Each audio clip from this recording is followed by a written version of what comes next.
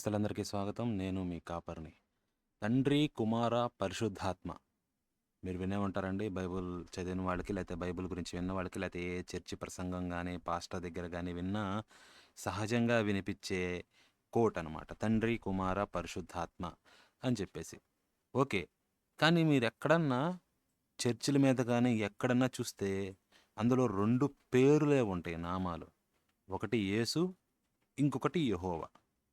Okay. యెహోవా దయాళుడు, యెహోవా కృప కలవాడు, యేసు నామములో తండ్రి అయిన యెహోవా, కుమారుడు అయిన యేసు అని చెప్పేసి ఇట్లా రకరకాలుగా అంటూ ఉంటారు. కానీ ఈ ఇద్దరికీ పేర్లున్నాయి. పరిశుద్ధాత్మ అని అంటారు గానీ ఎప్పుడన్నా తండ్రి దేవుడు, కుమార దేవుడు, పరిశుద్ధాత్మ దేవుడు అంటారు గానీ, తండ్రి దేవుడైన యెహోవా, కుమార దేవుడైన యేసు, మరి పరిశుద్ధాత్మ దేవుడు ఎవరు? అది ఎక్కడ చెప్పరు. ఎందుకంటే బైబిల్‌లో మనకి పరిశుద్ధాత్మ యొక్క పేరు ఇది అని చెప్పలేదు. పరిశుద్ధాత్మ, పరిశుద్ధాత్మ అంటారే గానీ బానే ఉంది. కానీ ఇంతకు ఆ పరిశుద్ధాత్మ పేరు ఏంటి అన్నది మనకి చెప్పలా. స్ట్రాంగ్‌గా ఒక్క వచనంలోనే ముగ్గురు గురించి మెన్షన్ ఉంటుంది. అది గూడా యేసే చెప్తాడనమాట స్వయంగా. ఆ ఒక్క చోట కూడా వారి పేర్లు ఏంటో ప్రస్తావించరు. ఇదిగోండి మీరు చూస్తే మత్తయి సువార్త 28వ అధ్యాయంలో, కాబట్టి మీరు వెళ్లి సమస్త జనులను శిష్యులనుగా చేయుడి.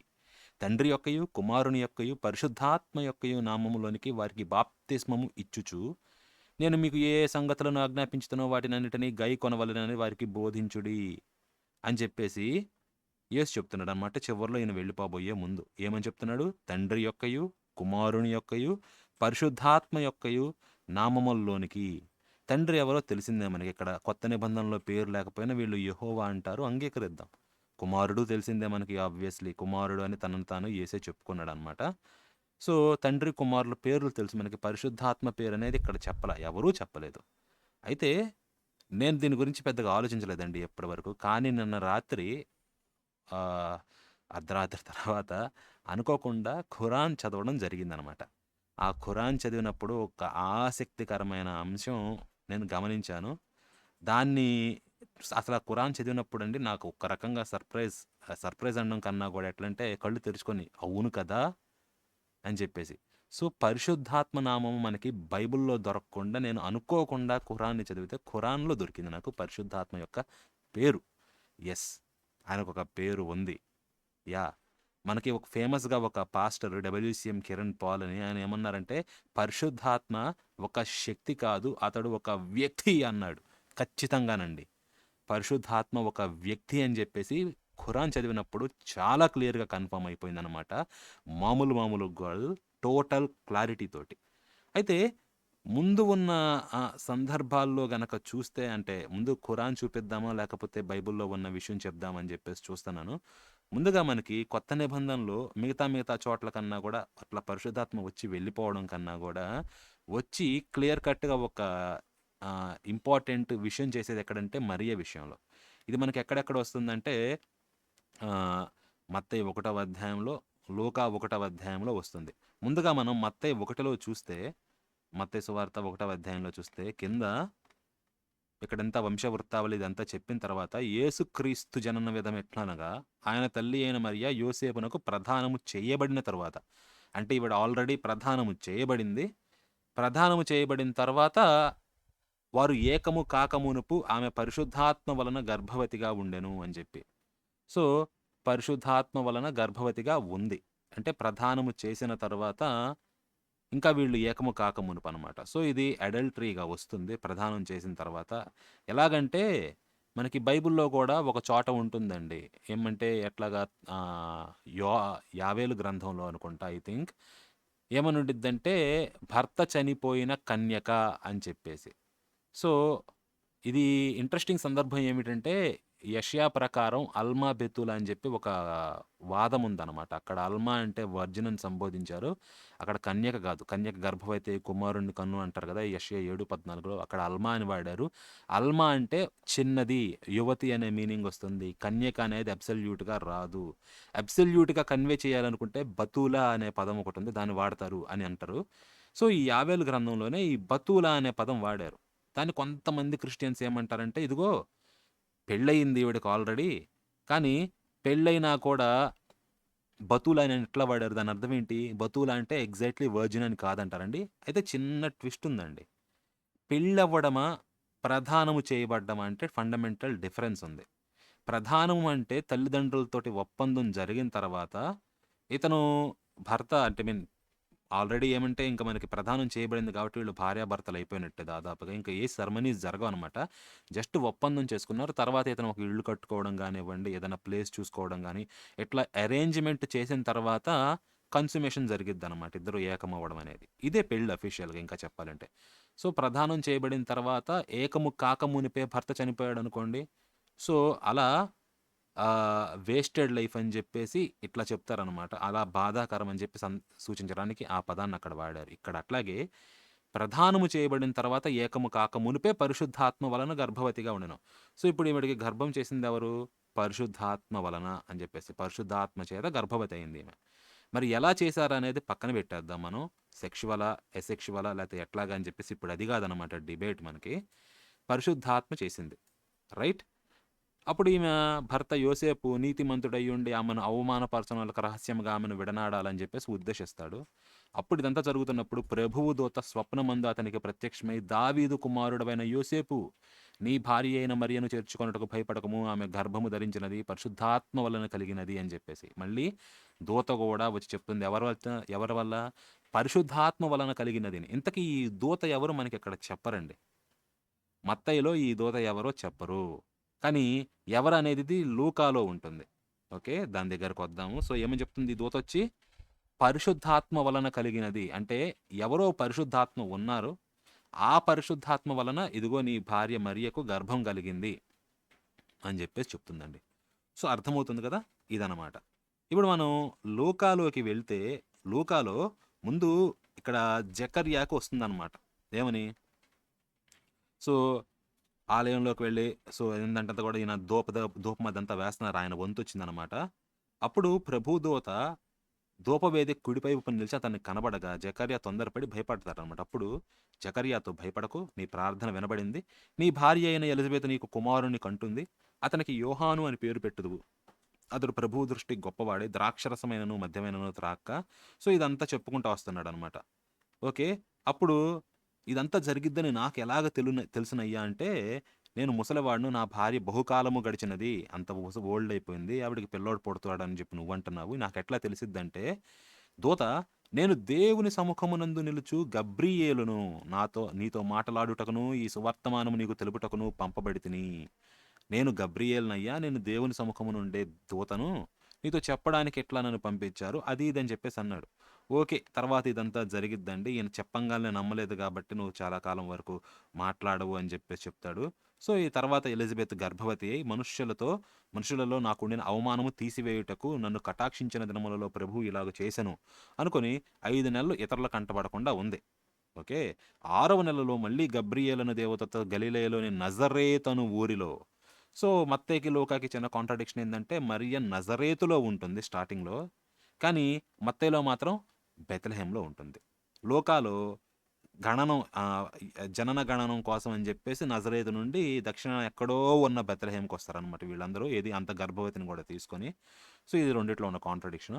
నజరేతులో ఉన్న మరీ దగ్గరకొచ్చేసి దావీదు వంశస్థుడైన యోసేపు అను ఒక పురుషునికి ప్రదానం చేయబడిన కన్యక యొద్దకు దేవుని చేత పంపబడెను. ఆ కన్యక పేరు మరియ. ఆ దూత లోపలికి వచ్చి ఆమెను చూచి, ప్రాప్తురాలా నీకు శుభము. ప్రభువు నీకు తోడై ఉన్నాడు. ప్రభువు నీకు తోడై ఉన్నాడని జెప్పేసి చెప్తుందండి. ఆమె బహుగా తొందరపడి ఈ శుభవచనం ఏమిటో ఆలోచించుచుండగా, దూత మరియా భయపడకుము. దేవుని వలన నీవు కృప పొందితివి. ఇదిగో నీవు గర్భము ధరించి కుమారుని కని ఆయనకు యేసు అని పేరు పెట్టుదువు. మత్తయిలో ఆయనకు ఇమ్మాన్యువేలు అని పేరు పెట్టుదువు అంటారండి. ఇక్కడ యేసు అని పేరు పెట్టుదువు అని చెప్పేసి కంప్లీట్‌గా ఆ పేరే మార్చేశారనమాట. 2 ఒకటైతే కాదు. అర్థం ఒకటంటారు. బట్ అర్థం ఒకటన్నా గాని పేరు పెట్టడంలో డిఫరెన్స్ ఉంది. ఉదాహరణకి ఇప్పుడు మెర్సీ అంటామండి. నేను కృప అని పేరు పెడతానంటాను. తర్వాత అమ్మాయికి మెర్సీ అని పేరు పెడతా. 2 ఒకటే అవుతాయా? కాదు. నేను మహిమ అని పేరు పెడతానని చెప్పి గ్రేస్ అని పేరు పెడతా. ఒకటే అవుతాయా? కాదు.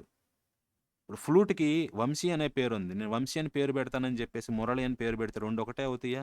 కాదు. సో, ఇక్కడ బేసిక్ డిఫరెన్స్ ఉందనమాట. ఆ తర్వాత ఆయన గొప్పవాడై సర్వోన్నతుని కుమారుడు అనబడును అని చెప్పేసుంది. బట్ దేవుడు అనబడును అని చెప్పేసి లేదు ఇక్కడ. అది అట్లా అనుకున్నా గానీ, దీన్ని ఇప్పుడు పక్కన పెట్టేస్తే ఆహ్, బైబిల్‌లో ఇక్కడ వరకే ఉంటుంది. కానీ మీరు ఖురాన్‌లోకి వెళ్లి చూసారనుకోండి, అక్కడ ఇంకొంచెం కాదండి, ఇంకా చాలా ఎక్స్‌ట్రా ఇన్ఫర్మేషన్ ఉంటుందన్నమాట.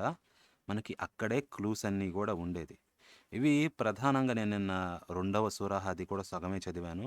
ఇంకా ఒకళ్ళేమంటే 19వ సూరాలో గూడా ఉంది అని చెప్పేసి చెప్పారు. సో, దాన్ని గూడా ప్రస్తావిస్తాననమాట. సో, ముందుగా రెండవ సూరాలో చూశారనుకోండి, యేసుకు సంబంధించింది మనకి 87వ ఆయత్తులో వస్తుంది. సో, ఈ సూరా పేరేంటంటే అల్ బకరహ అది. ఇది ఇందుట్లో 87వ ఆయత్ దగ్గరొస్తుందనమాట. మీరు ఈ ఖురాన్ పీడిఎఫ్ అనేది ఇంటర్నెట్‌లో దొరుకుతా ఉండిద్ది. మీరు ఇందుట్లో పేజీ నంబర్ గనక చూస్తే, బుక్‌లో అయితే 26, మీరు పీడిఎఫ్‌లో కొడుతుంటే విండోలో 36 నంబర్ కొట్టారంటే మీరిక్కడికొస్తారనమాట. రెండవ సూర 87వ ఆయత్ ఇది. సో, ఇందుట్లో మీరు చదివితే, మరియు వాస్తవంగా మేము మూసాకు గ్రంథాన్ని, తౌరాత్ అంటే తోరా అంటారు గదండీ! సో, తోరాని ప్రసాదించాము. మరియు అతని తరువాత వరుసగా ప్రవక్తలను పంపాము. అంటే మూసా అంటే మోజెస్ అనమాట. మోషే తర్వాత చాలామంది ప్రవక్తలను పంపాము. మరియు మరియం కుమారుడైన ఈసా అంటే యేసుకు స్పష్టమైన సూచనలను ఇచ్చాము. మరియు పరిశుద్ధాత్మ అంటే రూహు, ఈ పరిశుద్ధాత్మకు వీళ్ళ ఖురాన్‌లో పెట్టిన పేరు రూహుల్ ఖుదుస్ అండి. పరిశుద్ధాత్మతో అతనిని బలపరిచాము అని జెప్పేసి ఇక్కడ చెప్తున్నాడు. సో, ఇతనికి ఇచ్చిందేంటంట ఇక్కడ స్పష్టమైన సూచనలు అంటే ఇక్కడిస్తుంది. ఈసాకు అల్లాహు తాలా ప్రసాదించిన అద్భుత సూచనలు చచ్చిన వారిని బ్రతికించడం, కుష్ఠరోగులను బాగు చేయటం, మరియు పుట్టు గ్రుడ్డి వారికి చూపునివ్వడం మొదలైనవి అని జెప్పేసి ఖురాన్ చెప్తుంది. సో, యేసు చేసిన ఈ మహిమలు గానీ, ఈ రోగాలు నయం చేయడం గానివ్వండి, ఇవన్నీ కూడా అల్లాహ్ ఇచ్చాడని జెప్పేసి ఖురాన్ చెప్తుందనమాట. ఓకే. ఇంకా పరిశుద్ధాత్మతో అతన్ని బలపరిచాము అని జెప్పేసి అంటున్నాడు. ఇదిగోండి పరిశుద్ధాత్మ అనేది ఇక్కడ గూడా వచ్చింది. ఇంతకీ పరిశుద్ధాత్మ ఎవరనేది చూద్దాం. ఏమి మీ మనోవాంఛలకు ప్రతికూలంగా ఉన్నదాన్ని తీసుకొని ఏ ప్రవక్త అయినా మీ వద్దకు వస్తే మీరు వారి పట్ల దురహంకారంతో ప్రవర్తించలేదా? అంట. ఆహ్, యాహ్! ప్రవర్తించలేదా? వారిలో కొందరిని అసత్యవాదులన్నారు, మరికొందరిని చంపారు. అంటే తర్వాత వచ్చిన ప్రవక్తలు మీరు అసత్యవాదులు అంట, కొందరిని చంపారు అని జెప్పేసి చెప్తున్నాడండి. ఇది మత్తయిలో గూడా ఉంటుందనమాట. ప్రవక్తల్ని చంపారు అనేది. యేసు చెప్తాడు మత్తయి 23వ అధ్యాయంలో. ఇప్పుడు మనకది అప్రస్తుతము. అట్లాగే అబద్ధీకులు అది ఇది అన్నారని జెప్పేసి గూడా ఉంటుంది. ఇంతకీ ఇక్కడి వరకు బానే ఉంది. సో, అయితే ఇప్పుడు మనకి యేసు గురించి ఉంది కదా ఇక్కడ. కానీ ఎక్కడంటే మనకొచ్చేది ఇదిగోండి. ఇక్కడ ఇది చెప్పిన తర్వాత పరిశుద్ధాత్మతో అతన్ని బలపరిచాము అని చెప్పిన తర్వాత ఏమిటి అని చెప్పి దీనికి ఫుట్ నోట్స్‌లు ఇస్తున్నారండి. క్రైస్తవులు గాని ఎవరన్నా చూస్తుంటే కొంచెం గుండెని గట్టి చేసుకోండి. పరిశుద్ధాత్మ అంటే జిబ్రీల్ అంతేనండి. పరిశుద్ధాత్మ అంటే ఎవరు? జిబ్రీల్. జిబ్రీల్ అంటే ఎవరనుకుంటున్నారు? మీరు ఇందాకడ చదివారు కదా బైబిల్‌లో కొత్త నిబంధనలో గబ్రియేలు అనే దేవదూత అని అతనేనండి. సో, ఖురాన్ ఏమని చెప్తుంది అంటే, గబ్రియేలే పరిశుద్ధాత్మ అని జెప్పేసి చెప్తుంది. ఇది నేనసలు చూసినప్పుడు స్టన్ అయ్యానండి. నాకసలు తెలియని గూడా తెలీదు. గబ్రియేలే పరిశుద్ధాత్మ అని జెప్పేసి. ఇక్కడ జిబ్రీల్ అని జెప్పారు. యేసుని ఈసా అంటారు. బట్ అది చిన్న చిన్న నామెన్‌క్లేచర్ డిఫరెన్సెస్ అనమాట. భాష మారింది గాబట్టి. సో, ఆలోచిస్తే ఇది ఎంతవరకు సబబు? ఇది కరెక్టేనా? అసలు కుదురుతుందా? అని చెప్పి మనం ఒక్కసారి ఆలోచించామనుకోండి. గబ్రియేల్ దేవదూత ఎట్లవుతాడు? ఐ మీన్ దేవదూత. కానీ పరిశుద్ధాత్మ ఎట్లవుతాడు? ఆయన ఎక్కడ తను పరిశుద్ధాత్మని చెప్పుకోలేదు గదా! ఎక్కడన్నా గూడా కొంచెం డిఫరెంట్ అంటే అంటే ఎట్లా చెప్పాలి? ఇండైరెక్ట్‌గా గాని ఎక్కడ గూడా చెప్పుకోలేదు కదా! అంటే మనము జాగ్రత్తగా చదవలేదండి. నేను గూడా జాగ్రత్తగా చదవలే. అందుకే నాకు ఇది తట్టను గూడా తట్టల. మీకొక్కసారి ఇందాక పెట్టిందే చూపిస్తాను బైబిల్‌ని. సో, ఇది బైబిల్ అనమాట. ఒక్కసారి మనం 1వ అధ్యాయానికి వద్దాం మళ్ళీ. ఏమంటున్నారిక్కడ? ఇది 28 గదా! 1వ అధ్యాయానికి వస్తే ఇదిగోండి.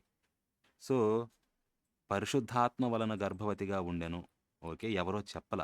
తర్వాత యోసేపు వదిలేద్దాం అనుకున్నప్పుడు దేవదూత అంటే ప్రభుదూత వచ్చి అతనికి ప్రత్యక్షమై, "నీ భార్యను చేర్చుకొనుటకు భయపడకము. ఆమె గర్భము పరిశుద్ధాత్మ వలన కలిగినది" అని నేను చేశాను. ఇప్పుడు ఈ దూతే గబ్రియేల్ అండి. మీకు డౌట్‌గా ఉంటే ఇన్‌కేస్ ఇదిగోండి లూకాలో గూడా చూపిస్తాను. సో, "నువ్వు కృప పొందావు" అని జెప్పేసి ఎవరు చెప్తున్నారు మనకి? ఓకే. ఇదంతా గూడా 6వ నెలలో గబ్రియేలు అను దేవదూత నజరేతులో ఉన్న మరియ దగ్గరకొచ్చింది. ఇదంతా గబ్రియేల్ అనే దేవదూత చెప్తుంది. సో దేవుని వలన నువ్వు కృప పొందావు, నువ్వు గర్భం ధరించి కుమారుని పెడతావు, అతడు గొప్పవాడవుతాడు, అది ఇదంటే, సో అప్పుడు అందుకు మరియా, నేను పురుషుణ్ణి ఎరుగని దానినే, ఇదెలాగు జరుగునని దూతతో అనగా, దూత, పరిశుద్ధాత్మ నీ మీదకి వచ్చును. ఎవరొస్తారంట? పరిశుద్ధాత్మ వస్తుంది. నేను వస్తానంటల్లా గబ్రియల్ అనే దేవదూత. పరిశుద్ధాత్మ నీ మీదకి వచ్చును, సర్వోన్నతుని కుమారుడు నిన్ను కమ్ముకొనును, సర్వోన్నతుని శక్తి నిన్ను కమ్ముకొనును గనుక పుట్టబోవు శిశువు పరిశుద్ధుడే, దేవుని కుమారుడు అనబడును అని చెప్పేసి చెప్తున్నాడండి. సో అంటే ఎవరో పరిశుద్ధాత్మ నీ మీదకి వస్తుంది అన్న, నేను వస్తానని చెప్పటంలా. మరి అక్కడేమో మనకి మత్తయిలో చూస్తే ఆమె గర్భము ధరించినది పరిశుద్ధాత్మ వలన కలిగినది అన్నాడు. నేను చేశానని చెప్పడా. అలా చూస్తే నీకు ఆ, సర్వశక్తి సర్వోన్నతుని శక్తి నిన్ను కమ్ముకొనును గనుక పుట్టబో శిశువు పరిశుద్ధుడవుతాడు అని చెప్పేసి చెప్తున్నాడు. పరిశుద్ధుడైన దేవుని కుమారుడు అనబడతాడని చెప్పేసి నేను కమ్ముకుంటానని ఇక్కడ చెప్పలా. మరి ఇదంతా చెప్పనప్పుడు ఎలా జరిగింది? గబ్రియేలు పరిశుద్ధాత్మ ఎలా అవుతాడంటే అవ్వే అవకాశం ఉందండి. ఎందుకంటే గబ్రియేలు పరిశుద్ధాత్మ వలన కలుగుతుంది. ఓకే, పరిశుద్ధాత్మ నిన్ను కమ్మును, పరిశుద్ధాత్మ నీ మీదకి వచ్చును అని చెప్పేసి అన్నాడు అనమాట. ఇదిగోండి, పరిశుద్ధాత్మ నీ మీదకి వచ్చును అన్నాడు. కానీ దాని అర్థం నేను నీ మీదకి వస్తాను అవుతుందా? అవకాశం ఉంది. ఎందుకంటే ఈ 3 రకాల పురుషులు ఉంటాయి. 3 పర్సన్స్ అంటారు అనమాట గ్రామర్లో. First person, second person, third person అని చెప్పి దాన్ని మనం తెలుగులో కానీ సంస్కృతంలో కానీ చెప్తే ఉత్తమ పురుష, మధ్యమ పురుష, ప్రథమ పురుష అంటారు. ఉత్తమ పురుష అంటే ఫస్ట్ పర్సన్ అనమాట. నేను నా గురించి చెప్తుంటే, నేను ఈ పని చేస్తాను, నేను ఆ పని చేస్తాను, మేము ఈ పని చేస్తాం, మేము ఆ పని చేస్తాం. సో ఏకవచనం అయితే నేను, బహువచనం అయితే మేమన్నమాట. సో చెప్పేవాళ్లే చేస్తంటే ఉత్తమ పురుష అంటారు. ఫస్ట్ పర్సన్ అంటారు, ఐ వి అని చెప్పేసి. నేను ఇంకొకళ్ళకి చెప్తున్నాను అనుకోండి, ఇంకొకళ్ళ గురించి మాట్లాడుతుంటే అది మధ్యమ పురుష, లేకపోతే సెకండ్ పర్సన్ ఉంటుంది. యు, నువ్వు, మీరు, ఇది సెకండ్ పర్సన్ లేకపోతే మధ్యమ పురుష అనమాట. మీరు చేయండి, యూ డూ ఇట్ అంటే ఇట్లా అనమాట. సో కానీ ఇట్లా కాకుండా నేను ఎదుట ఉన్న వారి గురించి కాకుండా ఎక్కడో ఉన్న వారి గురించి చెప్తున్నాను అనుకోండి. ఇప్పుడు నేను చెప్తున్నాను, నేను ఫస్ట్ పర్సన్ అవుతా. మీరు వింటున్నారు కదా, మీ గురించి మాట్లాడితే మీరు చేయండి, మీరు వింటున్నారని మీరు సెకండ్ పర్సన్ అవుతారు, లేకపోతే మధ్యమ పురుష. నేను మీరు కాకుండా ఎక్కడో ఉన్న వేరే వ్యక్తుల గురించి, ఇప్పుడు అంబేద్కర్ గురించో, గాంధీజీ గురించో, లేకపోతే ఇట్లా రకరకాల వారి గురించి, లేకపోతే ఖురాన్లో యేసు, ఇట్లా వీళ్ళ గురించి మాట్లాడతాను అనుకోండి. నేను మీరు కారనమాట. వాళ్ళు ఎవరు? వేరే వ్యక్తులు, మూడో వ్యక్తి. వాళ్ళ గురించి మాట్లాడేటప్పుడు ప్రథమ పురుష లేకపోతే థర్డ్ పర్సన్ అంటారు. హీ, షీ, ఇట్, దే, అతడు, ఆమె, వారు, అట్లా ఇట్లా ఇట్లా అనమాట. వీరు, ఇట్లా చెప్తా ఉంటారు. సో ఇక్కడ దూత ఎవరితో మాట్లాడుతుంది? మరీతో మాట్లాడుతుంది. కానీ దూత గురించి మాట్లాడితే అది ముందు చూస్తే ఏమన్నాడు, నేను గబ్రియేలును దేవదూతను అని చెప్పేసి అంటాడనమాట. సో అది నువ్వు కృప పొందిన దానివి. అది పరిశుద్ధాత్మ నీ మీదకి వచ్చునని మూడో వ్యక్తి గురించి మాట్లాడుతున్నారు చూసారా, దాని పురుషాలు అయితే థర్డ్ పర్సన్లో అంటారు.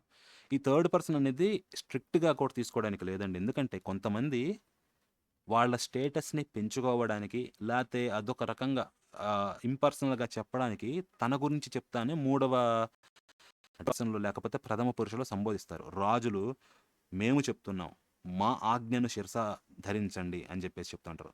ఖురాన్లో కూడా అల్లాహ్ అంతా మేము మేము మేము అని తనని తాను ప్లూరల్లో సంబోధించుకోవడం కానివ్వండి, లేకపోతే అప్పుడప్పుడు థర్డ్ పర్సన్లో లేకపోతే ప్రథమ పురుషులు సంబోధించుకోవడం కానీ మీరు చూస్తే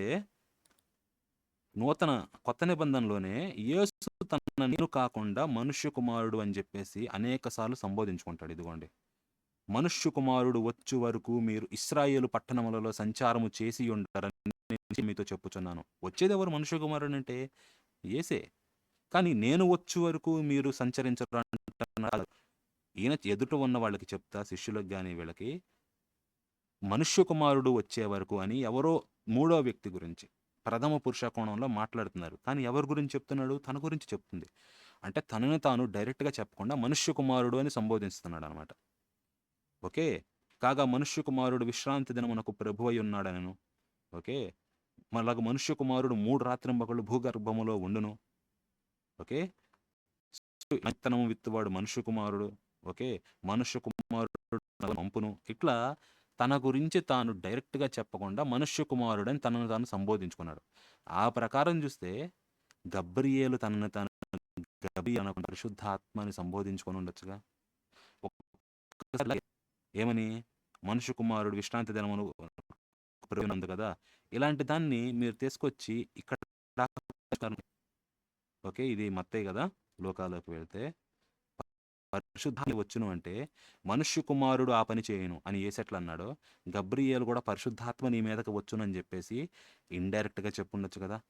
ఆ ప్రకారం చూసుకుంటే ఇక్కడ పరిశుద్ధాత్మ నీ మీదకి వచ్చునంటే ఎవరొస్తున్నారండి? గబ్రియేలే వస్తన్నాడు. ఇది బైబిల్‌లో ఎక్కడా ఉండదు. కానీ ఖురాన్‌లో మాత్రం చాలా చాలా స్పష్టంగా ఉంటుంది.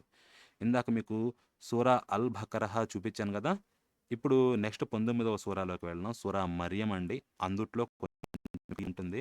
సో, మనం ఇప్పుడు గనక ఇది సూరా మర్యం 19వ సూర అది.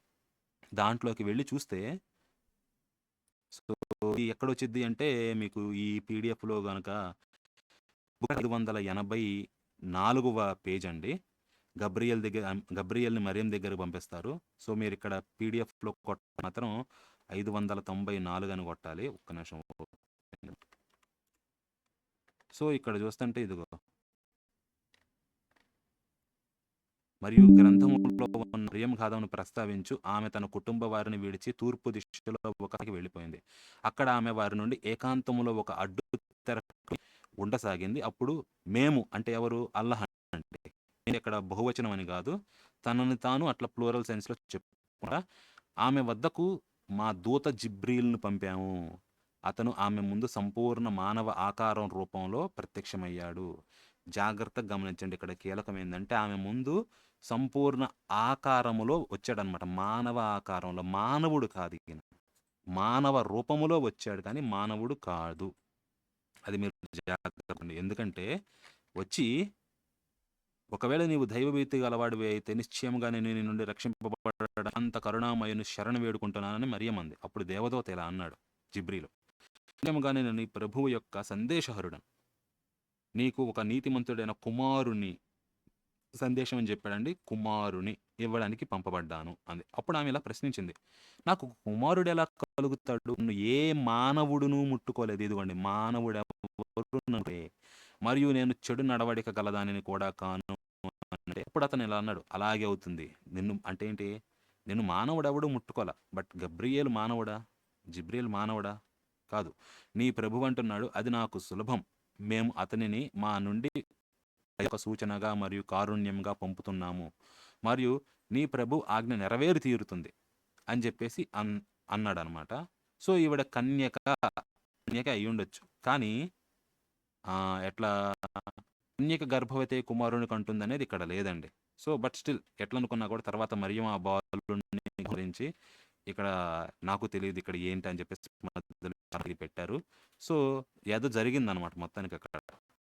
ఆ తర్వాత ప్రసవ వేదంతో ఆమె ఒక ఖర్జూరపు చెట్ల మొదల దగ్గరికెళ్ళి పోతుందనమాట. అయ్యో! నా దౌర్భాగ్యం. దీనికి ముందే నేను చనిపోయి ఉంటే నా నామరూపాలు లేకుండా నశించిపోతే ఎంత బాగుండేది అని. సో, అప్పుడు నీడ కింద పైన ఖర్జూరపు కాయలు రాలుతాయి. తిని బతికిద్ది. తర్వాత అంటుంది. పిల్లోనికని ఇదంతా జరిగిన తర్వాత ఇక్కడ ఏమంటున్నాడంటే ఇదిగోండి. మరియు నేను పుట్టిన రోజు మరియు నేను సజీవుడనై మరలా లేచే రోజు నాకు గాక అని చెప్పేసి చెప్తున్నాడు ఈయన యేసు. ఇతనే మరియం కుమారుడు ఈసా. ఇదే సత్యమైన మాట.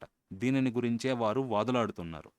ఎవరినైనా సో ఏంటంటే ఈ యేసు అనే అతను దేవుని కుమారుడా, దేవుడా అని చెప్పేసి వీళ్ళు రకరకాలుగా కొట్టుకుంటున్నారు అని చెప్పి ఈ గొడవల గురించి ఇక్కడ చర్చిస్తున్నారనమాట. ఏంటంటే ఇక్కడ చెప్పేది దీని గురించి ఎవరు కొడుతున్నారు అంటే కొట్టుకుంటున్నారు. ఎవరినైనా కుమారునిగా చేసుకోవడం అల్లహకు తగిన పని కాదు.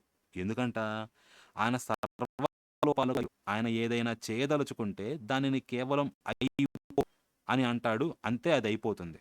యాక్చువల్‌గా ఇది చదివినప్పుడు నేను కూడా సర్ప్రైజ్‌కి గురయ్యా. ఎందుకంటే మీరిక్కడ నా పైన వీడియోలో నా పైన ఛానల్ లోగో చూస్తే ఉండండి ఇదిగోండి ఒక్కసారి మీకు చూపిస్తాను. ఇక్కడ ఉంది కదా మీకు లోగో కనిపిస్తా పైన చిన్నది. అక్కడ మీరు నా వాల్ చూసారనుకోండి. ఛానల్ వాల్ ఇది ఎవరన్నా 4K టీవీ పెట్టుకుంటే ఇది వచ్చిద్ది వాళ్ళకి ఛానల్ ఓపెన్ చేసినప్పుడు. పీసీల్లో గానీ, మొబైల్స్‌లో గానీ ఇదంతా రాదు.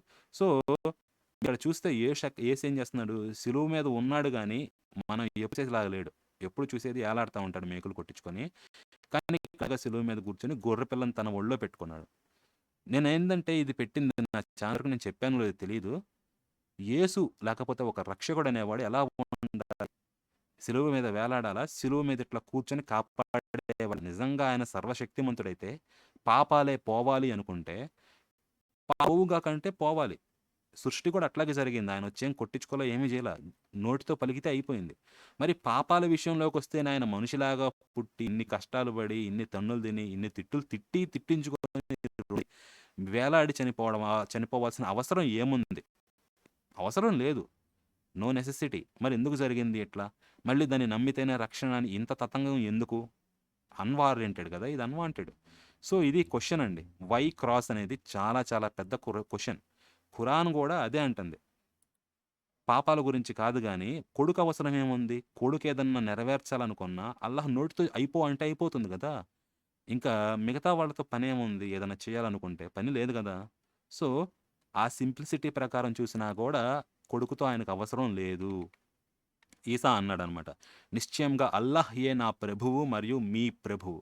కావున మీరు ఆయననే ఆరాధించండి. ఇదే రుజుమార్గం అని యేసు చెప్పాడు. అంటే ఈసా చెప్పాడు అని చెప్పి ఖురాన్ చెప్తుంది. నూతన నిబంధనలో తండ్రి, తండ్రి, తండ్రి అని అంటాడండి. కానీ ఆ తండ్రి ఎవరో చెప్పడు. ఏమంటాడు? ఐగుప్తు నుంచి బయటికి తీసుకొచ్చాడు. రకరకాలుగా మీ ప్రభువు, మీ దేవుడు అని చెప్తాడు గానీ పేరు చెప్పడు. కానీ ఖురాన్‌లో చాలా స్పష్టంగా యూదుల్ని బయటికి రప్పించి వాళ్ళని కాపాడింది అల్లాహే అని జెప్పేసి మీకు తౌరాత్ అంటే కదా! తోరా ఇచ్చింది. దాన్ని అంటే ధృవపరుస్తా, దాన్ని చేస్తా ఖురాన్ ఇవ్వబడింది. మీరు దీన్నెందుకు నమ్మరని ఖురాన్ ప్రశ్నించింది. అర్థమవుతుంది కదా! యూదుల గురించి మాట్లాడేటప్పుడు మీ తౌరాతుని ధృవపరుస్తానే ఈ ఖురాన్ గూడా ఇవ్వబడింది. దీన్నెందుకు ఇదే దివ్య గ్రంథం అని జెప్పి వీళ్ళు అడుగుతా ఉంటారనమాట. యేసు చేత కూడా ఇదే చెప్పించారు. అట్‌లీస్ట్ యేసు ఇదే అని చెప్పి వీళ్ళు అంటున్నారు. అల్లాహ్యే అని పేరుతోటి పిలిచాడండి ఏకంగా. అల్లాహ్యే నా ప్రభువు, మీ ప్రభువు అని చెప్పేసి యేసు చెప్పాడు అని చెప్పి సూరా మర్యంలో 36వ ఆయత్ చెప్తుంది. ఇంకా తర్వాత విభిన్న క్రైస్తవ వర్గాల వారు ఈసాను గురించి అంటే ఎవరు? యేసును గురించి పరస్పర అభిప్రాయాలు నెలకొల్పుకున్నారు. కావున ఈ సత్య తిరస్కారులకు ఆ మార్పు దర్శనం వినాశాత్మకంగా ఉంటుంది అని చెప్పేసి చెప్తుంది. వీళ్ళు ఎక్స్ట్రా రిఫరెన్స్‌లు ఏమని ఇచ్చారంటే ఒకసారి ఇదిగోండి చూడండి. యూదులు ఈసాను మాంత్రికుడు, యూసఫ్ సజ్జార్ కుమారుడు అన్నారు. ప్రొటెస్టెంట్ క్రైస్తవులు అతన్ని అల్లహ్ కుమారుడు అన్నారు. క్యాథలిక్ తెగవారు అతను ముగ్గురు దైవాలు అంటే అల్లహ్, పరిశుద్ధాత్మ జిబ్రీలు మరియు ఈసా కుమారుడనమాట. ఈ ముగ్గురిలో మూడవ వారు అన్నారు. ఆర్థోడాక్స్ తెగవారేమో అతనిని స్వయం దేవుడు గాడ్ అల్లాహ్ అన్నారు. సో, ఇట్లా ఒక్కొక్కళ్ళు ఒక్కొక్క రకంగా చెప్పుకుంటున్నారు. బట్ ఇక్కడ గూడా మీరు చూస్తే తండ్రి, కుమార, పరిశుద్ధాత్ములు ఇక్కడ ముగ్గురికి పేర్లు వచ్చేసాయి. తండ్రి అల్లాహ్, పరిశుద్ధాత్మ ఇదిగోండి జిబ్రీలు. ఆ తర్వాత కుమారుడు ఈసా. సో, అర్థమవుతుంది గదా! మనకి బైబిల్‌లో గూడా రాని త్రిత్వము యొక్క పేర్లు ఇండివిడ్యువల్‌గా మనకి ఖురాను చాలా స్పష్టంగా చెప్పింది. ఎటువంటి సందిగ్ధత లేకుండా. కాకపోతే ఇది కొత్త నిబంధనతోటి కాంట్రాడిక్ట్ అవుతుందా? కొత్త నిబంధనలో కొంతమంది మన పౌలు గాని ఇట్లాంటి వాళ్ళు యేసు దేవుడు అని గూడా అనే లెక్కలో గూడా మాట్లాడతారు. స్ ఆల్‌మోస్ట్. ఓకే. కానీ ఖురాన్ అట్లా చెప్పదు. ఖురాన్ ఎప్పుడు గూడా ఆయన్ని దేవుని యొక్క దూతగా లేతే మహా అయితే ఒక ప్రవక్తగా అంతే చెప్తుంది. ఇంక అంతకన్నా చెప్పదు నేను చదివినంత వరకు. సో, ఈ ప్రకారం చూస్తే మనకి బైబిల్‌లో క్లారిటీలు ఇంతకీ పరిశుద్ధాత్మ ఎవరు? ఆయన పేరు ఏమిటి? అన్నాను గదా! పరిశుద్ధాత్మ ఎవరో తెలిసిపోయింది. ఖురాన్ చదవగా అని జెప్పేసి. సో, తండ్రి, కుమార, పరిశుద్ధాత్మ అంటే తండ్రి యెహోవా, కుమార యేసు. మరి పరిశుద్ధాత్మ పేరు ఎవరు అంటే బైబిల్‌లో లేదు కానీ బైబిల్‌లో స్పెసిఫిక్‌గా మెన్షన్ చేసి లేదు. ఖురాన్‌లో స్పెసిఫిక్‌గా మెన్షన్ చేసుంది. ఖురాన్ చదివిన తర్వాత అదే యాంగిల్‌లో బైబిల్‌లో కొన్ని వచనాలను పక్కన పెట్టుకొని సేమ్ ఓవర్‌లాప్ చేసి గనక మనం పోల్చి చూస్తే పరిశుద్ధాత్మే గబ్రియేలు అనేది చాలా క్లియర్‌గా అర్థమవుతుంది. ఎందుకంటే యేసు తనని తాను మనుష్య కుమారుడు అని సంబోధించుకున్నాడు. అంటే చేసే పనిని. మరీ దగ్గరకొచ్చింది ఒకళ్ళేనండి గబ్రియేలే. సో, పరిశుద్ధాత్మ వచ్చి నిన్ను కమ్మును అన్నాడాయన. సర్వోన్నతుని శక్తి. ఇంతకీ మీకో క్వెషన్ అడుగుతా. గబ్రియేలు అంటే మీనింగ్ ఏంటి? ఎవరన్నా ఆలోచించారా? అంటే ఇప్పుడు నేను రకరకాలు అంటున్నాను గదా! నేను తర్వాత వెతికాననమాట. గబ్రియల్ మీనింగ్ ఏంటి అని జెప్పేసి. మీరు ఒక్కసారి చూస్తే ఇదిగోండి వెతికితే గాడ్ ఈజ్ దేవుడు నా బలము అని చెప్పేసి. సో, ఈ ప్రకారం స్ట్రెంగ్తా, గాడ్ మై స్ట్రెంగ్తా అని జెప్పేసి ఎట్లా ఆలోచించుకున్నా సర్వోన్నతి నిన్ను కమ్ముకొనును అని చెప్పేసి లూకాలో ఎలా అన్నాడో, ఇదిగోండి లూకా చూపిస్తాను. పరిశుద్ధాత్మ నీ మీదకి వచ్చును, సర్వోన్నతుని శక్తి నిన్ను కమ్మును. గబ్రియేలు అంటే సర్వోన్నతుని శక్తి కూడా వస్తుంది ఆ ప్రకారం చూస్తే. సర్వోన్నతుడు నాకు శక్తి, లేకపోతే సర్వోన్నతుని శక్తి నాలో ఉంది, సర్వోన్నతుని శక్తి అనే మీనింగ్ కూడా మీరు తీసుకోవచ్చు. ఓకే, ఆ ప్రకారం ఎవరు ఇక్కడ కమ్ముకుంటుంది? గబ్రియేలు నిన్ను కమ్ముకును, ఆ మీనింగే వస్తుంది అనమాట. సో ఈ ప్రకారం మనం అంటే డైరెక్ట్గా యేసు తనను తాను డైరెక్ట్ మనుష్య కుమారుడు అని చెప్పాడు కదా, ఇది థర్డ్ పర్సన్ సంబోధిస్తున్నట్టు. ఇక్కడ కూడా ఈ గబ్రియేల్ అనే దేవదూత తాను సంబోధించుకుంది. ఏది?